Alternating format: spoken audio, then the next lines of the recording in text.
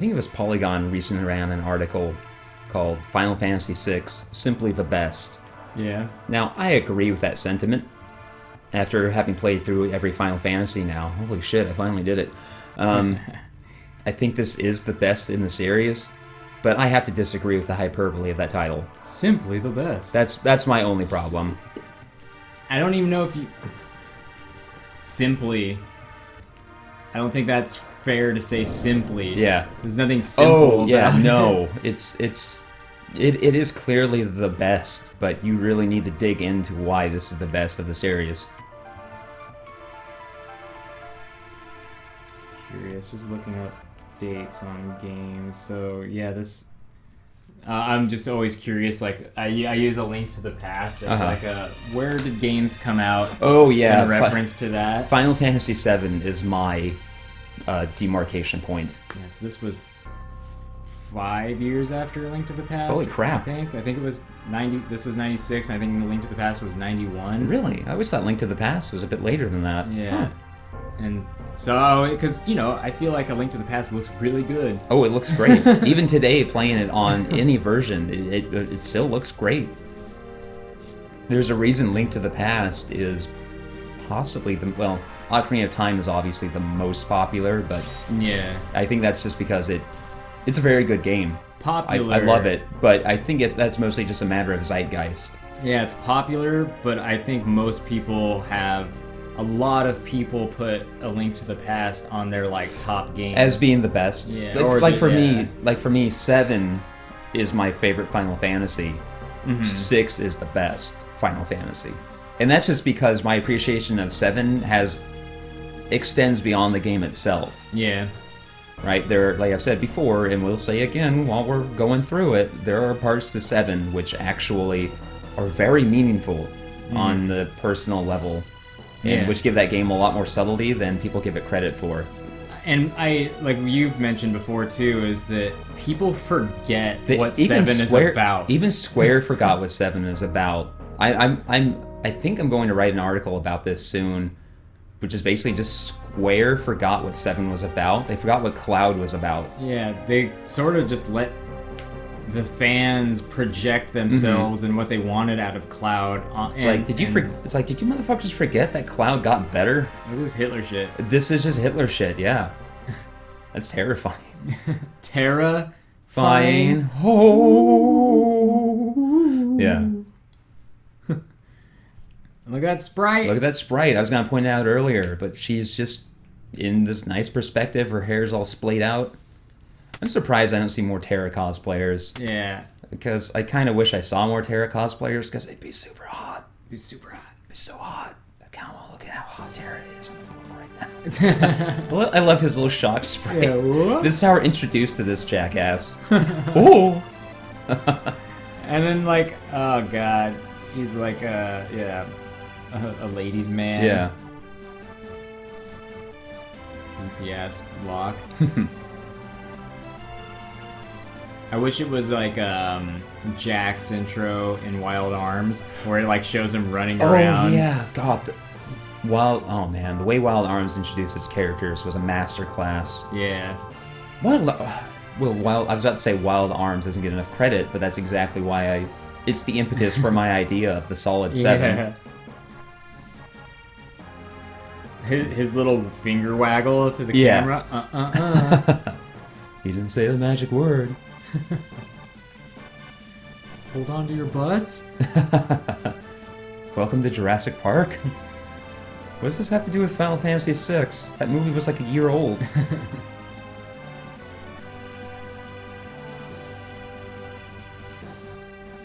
And now Locke gets this very heroic musical introduction. And this is how you know Locke is going to be one of your guys.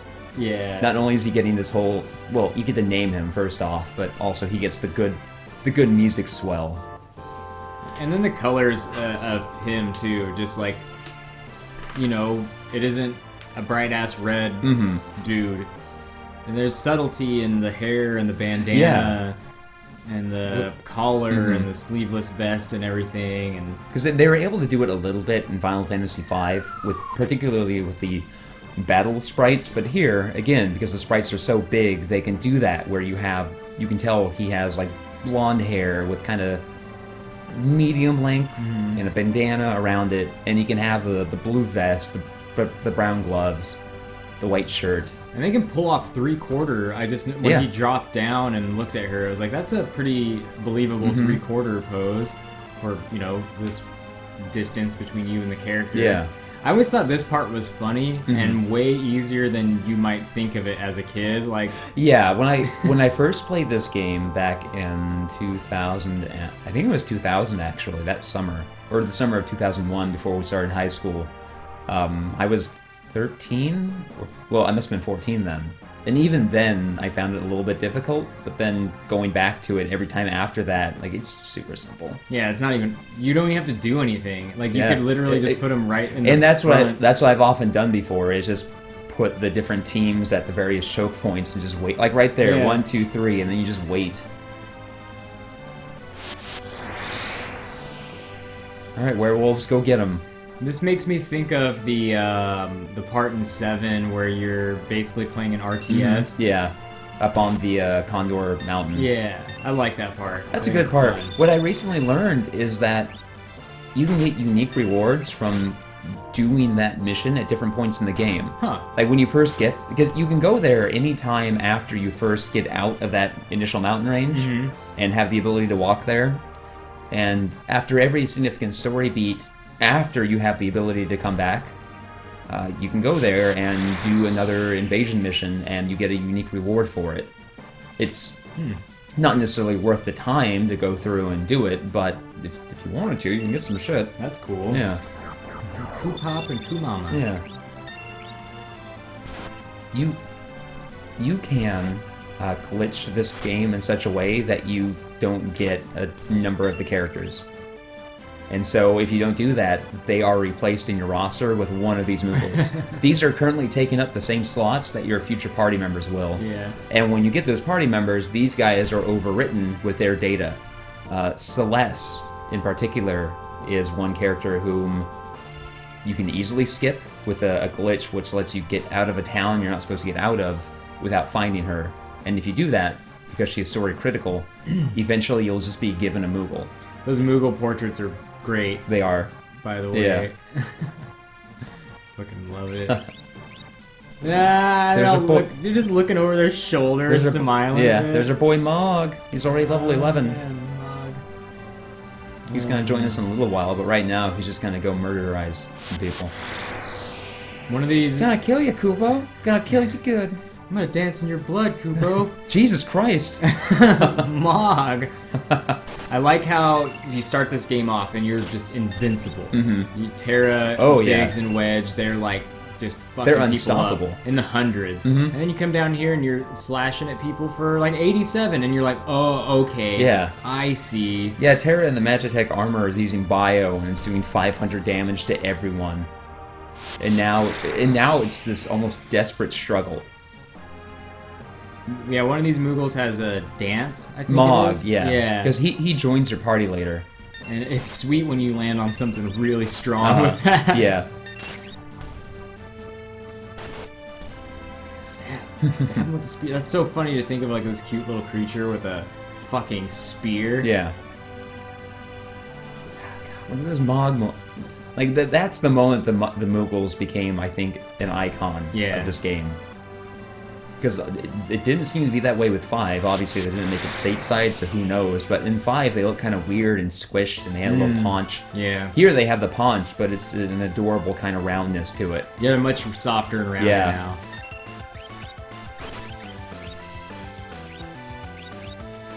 Dusk Requiem. That's such a cool name. It is.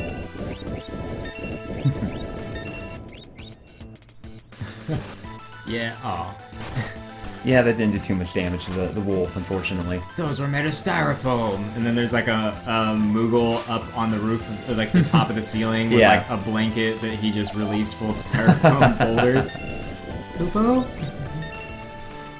Thought it would scare him off, Kupo. That was good damage, though. And then an 8 in there, just for fun. Like it broke his bones, and now he's just taking constant damage from that. Oh, You broke my bones. I'm just a meat sack full of broken bones. Just bone shards. Oh, you broke them good, you did. Yeah, they really learned about like color and painting Yeah. and stuff because the walls of this cave, they have those orange warm highlights, and then in the shadows it's all like the purples and stuff. It just looks so fucking good. And I have to imagine that the people behind the graphics at Square were professional artists and knew about that within traditional media, but it just took them a while to figure out how to really do it. Well, if you notice on a video game and with this hardware in particular. That room compared to this room, there are no more warm highlights on the rocks. That was a very story. Like, have you ever seen a? It's like a storyboard, but it's a color script. Pixar and DreamWorks will often do I think that's the term. It's like a color script for the movie, which is just major beats, kind of like a beat board of the film, but very abstract shapes and very color driven, just to help show, okay, here's where it's all warm and delightful. Here's where it's like cold and gray. Your Locke is coming in to be all heroic and stuff, and I don't know, there's the contrast of warm and cold. You got Terra in there like unconscious, and I don't know, it's just that room in particular had the warm highlights, and this one doesn't. It's really cool. Like, it feels different immediately. Good job, people doing the color. Good job, Square. You did it. You did it good. You did. Congratulations. Yeah, you earned that paycheck. You earned that accolade of one of the greatest games of all time. Yeah, for some reason, I guess I can see. Oh wow, that was good. Yeah. That was nice. Yeah, because your character is always centered, and they have like I think a 3-frame walk animation. You can just line do it that. right up. Yeah, that was really good. Nice. Yeah, I did that completely by accident. The chocobos look so good in They this do. game. They're huge. Again, they're like, what if we just make things big? And that what if we just make these turrets big? We can have this fan actually moving. Those chocobos at the end of 5, definitely. They were like, guys, we can do this. They're like, oh my god. Like, can't wait for 6. That's the thing. There had to have been some people on the development team who had that sensation of... Because you learn as you go, and unfortunately the one aspect of being an artist is that you need to accept that what you did before isn't as good as what you're going to do next. Yeah. And so, especially as you're learning a lot, and you're learning the architecture here, I imagine there were a lot of people on the team who were just like, fuck, 5 could have been so much better if we did. And maybe there was a temptation back then to go back and redo it completely. But we can't. We need to get this game out. And maybe games would be a little bit better now if they were willing to do that.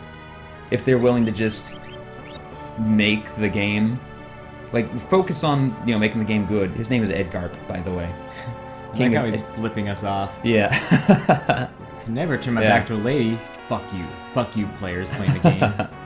And maybe games might be a little bit better now if they didn't spend 7 years just tinkering with it. Yeah. Because they're not tinkering with it.